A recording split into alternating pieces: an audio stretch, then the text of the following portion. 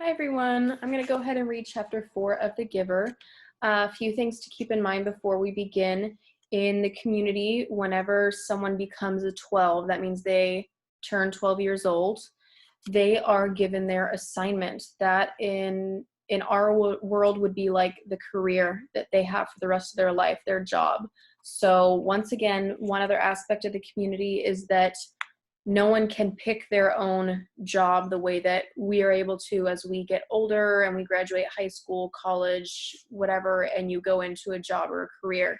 So for the kids in this community, when they become a 12 years old, they have the ceremony of 12, and based on what the elders, those are kind of like the leaders of the community, based on what they've observed about a kid's abilities, skills, interests, things like that, they will give them their assignment, and that is their job for the rest of their life. Jonas's father is a nurturer, so he takes care of new children, the babies, that first year of life until they are given to the family units. Jonas's mom works in, what would we call it, kind of like maybe like a judge in our world. So she is in charge of making sure everyone follows the rules, and if they do not, she's in charge of making sure there are consequences and things like that. And Jonas, if you recall, is nervous because the ceremony of 12 in December is coming up, and he has no idea what his assignment's going to be. So in this chapter, we'll see that he is going and doing volunteer hours. So once a kid becomes an 8, I believe, 8 years old, they start volunteer hours, and they can go and explore some different types of jobs that they think they would be interested in. And that's how the elders can observe them and see really, okay, do they fit in here? Are they good at this? Do they enjoy this? And hopefully give them an assignment that they would actually like. Okay. Heads up, my cats are a little bit crazy right now, so you might hear them or see them. So, yep. All right, guys, here is chapter 4 of The Giver. Jonas rode at a leisurely pace, glancing at the bike ports beside the buildings to see if he could spot Asher's. He didn't often do his volunteer hours with his friend because Asher frequently fooled around and made serious work a little difficult. But now, with 12 coming so soon and the volunteer hours ending, it didn't seem to matter. The freedom to choose where to spend those hours had always seemed a wonderful luxury to Jonas. Other hours of the day were so carefully regulated. He remembered when he had become an 8, as Lily would do shortly, he had been faced with that freedom of choice. The 8s always set out on their first volunteer hour a little nervously, giggling and staying in groups of friends. They almost invariably did their hours on recreation duty first, helping with the younger ones in a place where they still felt comfortable. But with guidance, as they developed self-confidence and maturity, they moved on to other jobs, gravitating toward those that would suit their own interests and skills. A male 11 named Benjamin had done his entire nearly 4 years in the rehabilitation center, working with citizens who had been injured.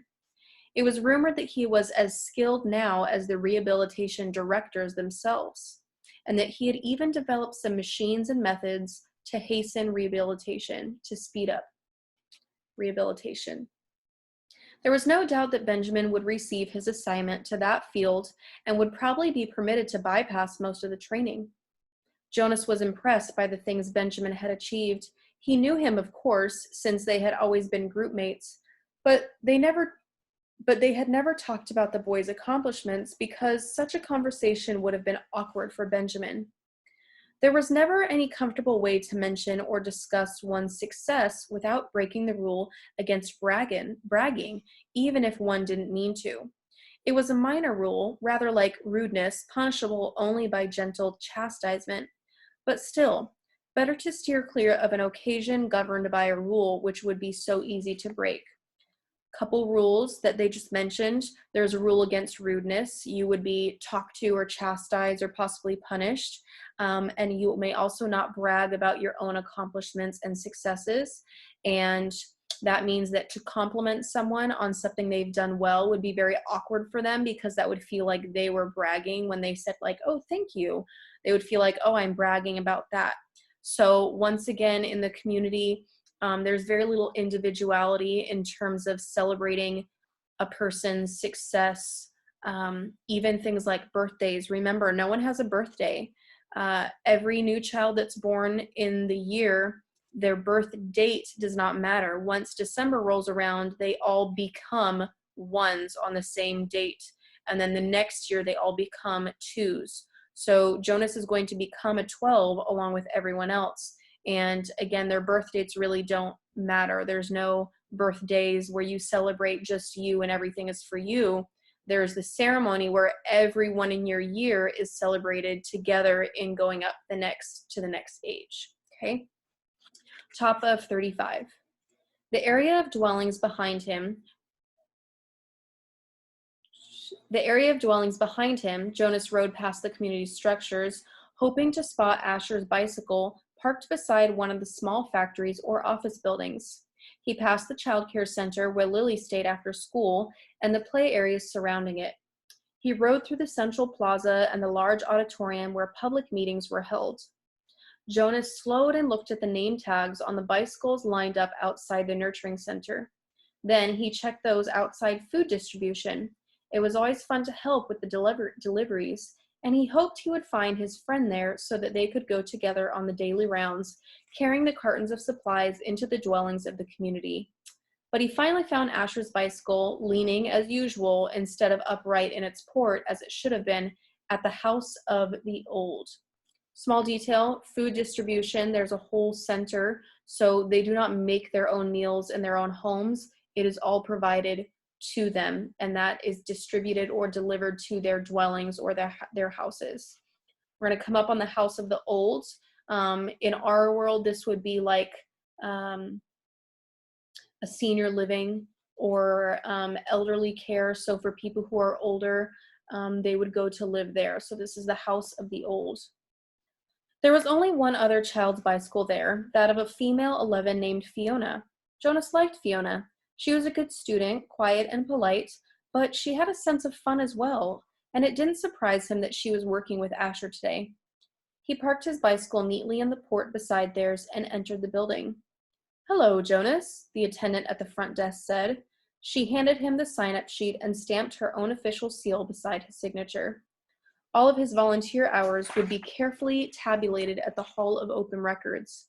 Once, long ago, it was whispered among the children an 11 had arrived at the ceremony of 12 only to hear a public announcement that he had not completed the required number of volunteer hours and would not, therefore, be given his assignment. He had been permitted an additional month in which to complete the hours and then given his assignment privately, with no applause, no celebration, a disgrace that had clouded his entire future. "It's good to have some volunteers here today," the attendant told him. "We celebrated a release this morning, and that always throws the schedule off a little, so things get backed up."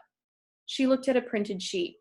"Let's see, Asher and Fiona are helping in the bathing room. Why don't you join them there? You know where it is, don't you?" Jonas nodded, thanked her, and walked down the long hallway. He glanced into the rooms on either side. The old were sitting quietly, some visiting and talking with one another, others doing handiwork and simple crafts. A few were asleep. Each room was comfortably furnished, the floors covered with thick carpeting. It was a serene, that means peaceful, it was a serene and slow-paced place. Unlike the busy centers of manufacture and distribution where the daily work of the community occurred, Jonas was glad that he had, over the years, chosen to do his hours in a variety of places so that he could experience the differences.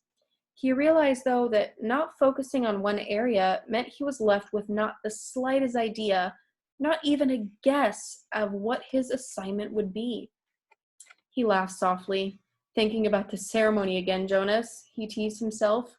But he suspected that with the date so near, probably all of his friends were too. He passed a caretaker walking slowly with one of the old in the hall. "Hello, Jonas," the young uniformed man said, smiling pleasantly. The woman beside him, whose arm he held, was hunched over as she shuffled along in her soft slippers.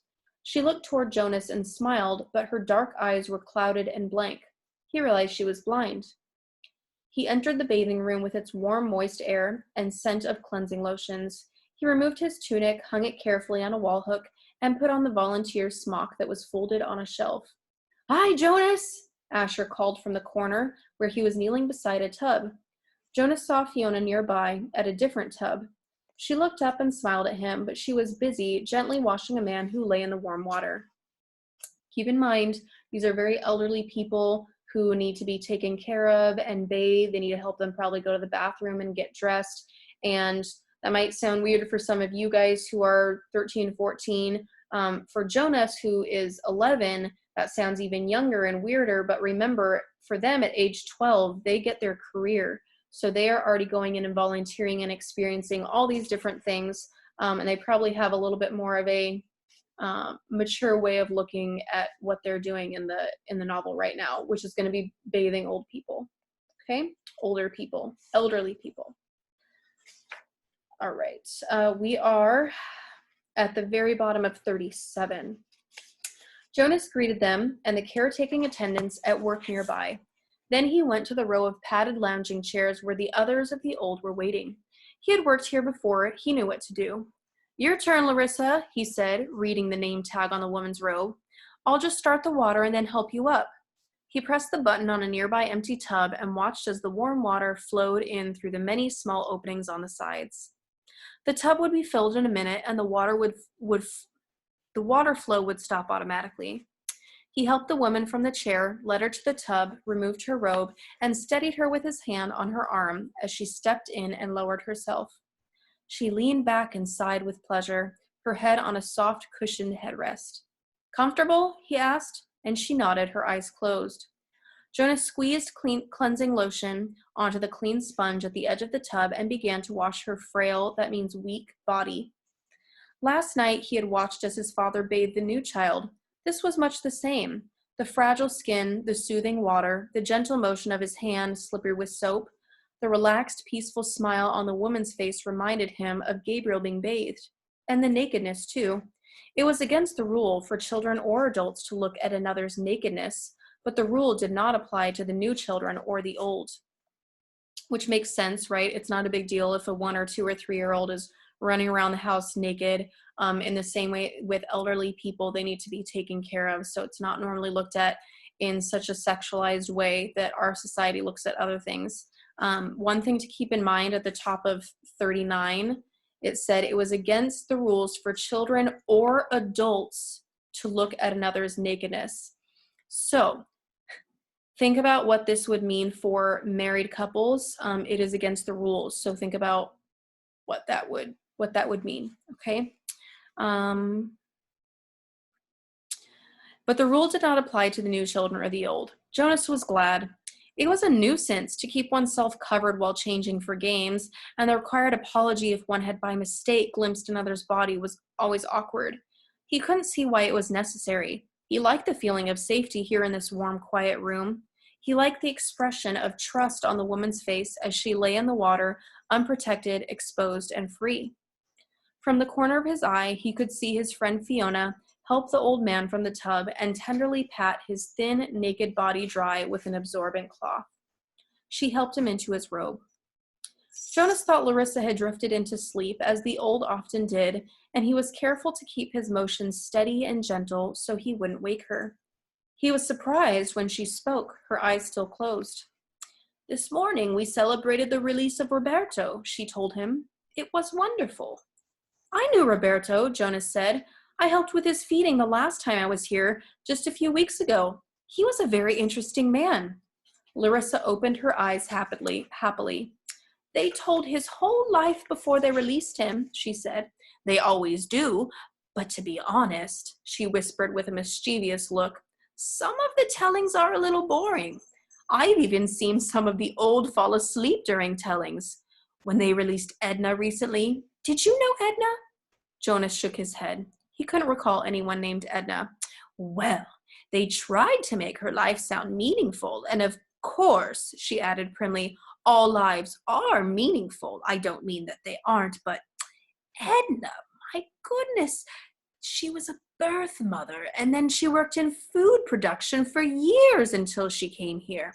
She never even had a family unit. Larissa lifted her head and looked around to make sure no one else was listening.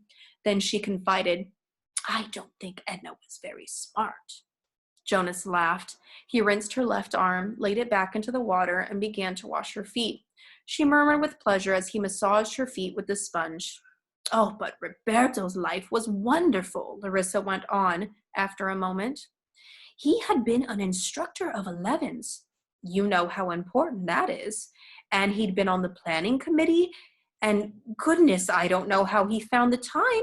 He also raised two very successful children. And he was also the one who did the landscaping design for the Central Plaza. He didn't do the actual labor, of course. Now you're back. Lean forward and I'll help you sit up. Jonas put his arm around her and supported her as she sat. He squeezed the sponge against her back and began to rub her sharp boned shoulders. Tell me about the celebration. Well, there was the telling of his life, that is always first, then the toast. We all raised our glasses and cheered. We chanted the anthem. He made a lovely goodbye speech, and several of us made little speeches wishing him well. I didn't, though. I've never been fond of public speaking. Oh, he was thrilled. You should have seen the look on his face when they let him go. Jonas slowed the strokes of his hand on her back thoughtfully. Larissa, he asked, what happens when they make the actual release? Where exactly did Roberto go? She lifted her bare, wet shoulders in a small shrug. I don't know. I don't think anybody does, except the committee. He just bowed to all of us and then walked like they all do through the special door in the releasing room. Oh, but you should have seen his look. Pure happiness, I'd call it. Jonas grinned. I wish I'd been there to see it. Larissa frowned. I don't know why they don't let children come. Not enough room, I guess. They should enlarge the releasing room. We'll have to suggest that to the committee. Maybe they'd study it, Jonas said slyly, and Larissa chortled with laughter. Right, she hooted, and Jonas helped her from the tub. So, a couple things. While Larissa is telling Jonas about the release, keep in mind that we don't know a whole lot about release yet. We'll learn more as the book goes on, but we know that there are 3 cases where someone might be released. We know if nope, that's later on. We know that if a new child is not doing well, as Gabriel was not doing well or is not doing well, they could be released from the community. They wouldn't be a good fit for the community. We know that the elderly, once they reach a certain age, they're released from the community. And then we know that there's a matter of punishment. If someone does something 3 times, so like 3 strikes, you're out, you would also be released from the community. We don't really know what that means, but we know that they're no longer allowed to stay in the community. Now, we do know there are other communities around, so maybe they have them go somewhere else. Maybe they'd be a better fit there. We aren't sure, but what we did just find out about the release of the elderly, we know that it is a very happy occasion. They talk about their life and their accomplishments. They celebrate them. There's a toast. They do a cheer, an anthem. The person who is being released from the community, they're able to say goodbye. And we can see from what Larissa said that the look on Roberto's face was pure happiness as he went into the releasing room. And no one really knows what happens once they go into the room, whether they're taken away. We don't really know that. So that is going to be something important that comes up later. So just be keeping that in mind. Otherwise, once again, if you have any questions about the chapter or you want to say anything, make sure you put it in the comments on Google Classroom, and I can answer and we can talk about it. Okay. All right, guys. See you later.